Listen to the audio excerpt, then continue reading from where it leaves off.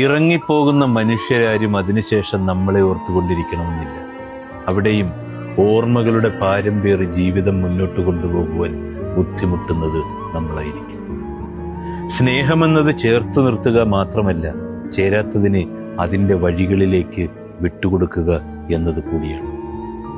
നമ്മൾ നമ്മളെ തന്നെ പറഞ്ഞ് ബോധ്യപ്പെടുത്തണം, എങ്കിൽ മുന്നോട്ട് പോകാൻ എളുപ്പമായി.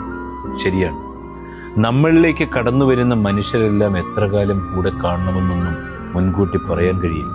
അതുകൊണ്ട് തന്നെ സ്നേഹം അളന്ന് തിട്ടപ്പെടുത്തി ആർക്കും കൊടുക്കുവാനും കഴിയില്ല.